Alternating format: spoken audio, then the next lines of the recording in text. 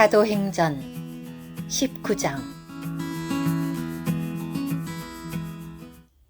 아볼로가 고린도에 있을 때 바울이 위쪽 지역들을 거쳐 에베소에 와서 몇몇 제자들을 만나게 되었다. 바울이 그들에게 여러분이 믿을 때 성령을 받았습니까? 라고 하니 그들이 아닙니다. 우리는 성령이 있다는 말조차 듣지 못하였습니다. 라고 하였다. 그래서 바울이 그렇다면 여러분은 무슨 침례를 받았습니까? 라고 하니 그들이 요한의 침례입니다. 라고 하였다. 바울이 말하였다. 요한은 회개의 침례를 주면서 사람들에게 내 뒤에 오시는 분, 곧 예수님을 믿으십시오. 라고 하였습니다. 그들이 이 말을 듣고 주 예수님의 이름 안으로 침례를 받았다. 바울이 그들에게 안수하자 성령께서 그들 위에 내려오셨다. 그들은 다른 언어들로 말하였고 예언도 하였는데 모두 12사람쯤 되었다. 바울이 회당에 들어가 석 달 동안 하나님의 왕국에 관하여 변론하고 설득하면서 담대하게 말하였다. 그러나 어떤 사람들은 마음이 무디어져서 순종하지 않고 무리 앞에서 그 길을 비방하므로 바울이 제자들을 데리고 그들에게서 벗어나 두란노 학원에서 날마다 토론하였다. 이렇게 2년 동안 계속하니 아시아에 사는 사람들은 유대인이나 헬라인이나 모두 주님의 말씀을 듣게 되었다. 하나님께서 바울의 손을 통하여 비범한 능력의 일을 행하셨다.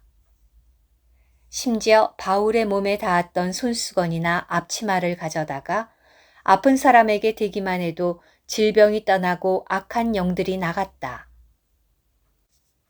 그때 떠돌아다니며 귀신을 쫓아내는 몇몇 유대인도 악한 영이 들린 사람들에게 내가 바울이 전파하는 예수님을 힘입어 너희에게 명령한다 라고 하면서 주 예수님의 이름을 이용하려고 했다.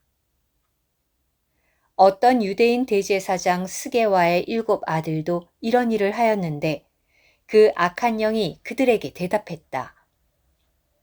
예수도 내가 알고 바울도 내가 잘 아는데 너희는 대체 누구냐? 악한 영이 들린 사람이 그들에게 뛰어올라 짓눌러 이기니 그들은 상처를 입은 채 벗은 몸으로 그 집에서 도망하였다. 이 일이 에베소에 살고 있는 모든 유대인들과 헬라인들에게 알려지자 그들은 모두 두려움에 사로잡혔으며 주 예수님의 이름은 존귀하게 되었다. 그리고 믿는 사람들이 많이 와서 자기들이 행하여 온 일들을 자백하고 공개하였다. 또 마술을 행하던 상당수의 사람들이 그들의 책을 모아 가지고 와서 모든 사람 앞에서 불태웠는데 그 책값을 계산하니 은전 5만이나 되었다.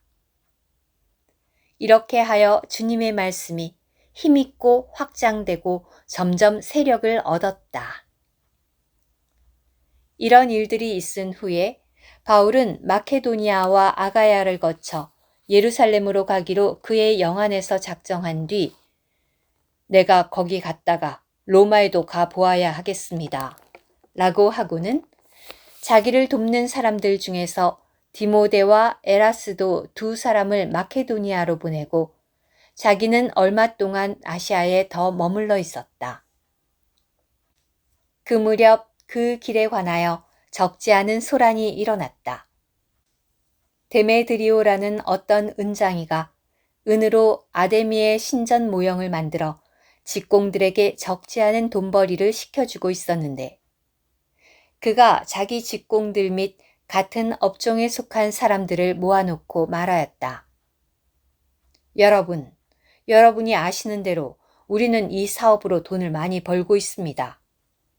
그런데 여러분이 보고 듣는 대로 이 바울이 에베소뿐 아니라 거의 아시아 전역에서 사람의 손으로 만든 것은 신들이 아니라고 하면서 수많은 사람을 부추겨 마음을 돌려놓았습니다. 그래서 우리의 이 사업에 대한 평판이 나빠질 위험이 있을 뿐 아니라 위대한 여신 아데미의 신전이 무시당하고 심지어 온 아시아와 세상이 경배하는 여신의 위엄도 무너질 위험이 있습니다. 그들이 이 말을 듣고 분노가 가득하여 외쳤다. 위대하다, 에베소 사람들의 아데미여. 그 도시가 온통 혼란해지고 사람들이 바울의 동행인 마케도니아 사람 가이오와 아리스다고를 붙잡아 가지고 한마음 한뜻이 되어 극장 안으로 몰려갔다. 바울이 군중 속으로 들어가려고 하자 제자들이 말렸고 또 바울의 친구인 아시아 관리들 중 몇 사람도 그에게 사람을 보내어 극장에 들어가는 모험을 하지 말라고 권했다. 그런데 어떤 사람들은 이렇게 또 어떤 사람들은 저렇게 외쳐대니 모인 사람들이 혼란에 빠졌으며 대부분은 자기들이 무엇 때문에 모였는지도 몰랐다.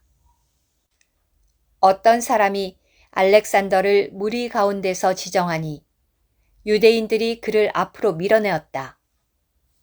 그래서 알렉산더가 조용히 하라고 손짓을 해가며 군중에게 해명하고자 하였다.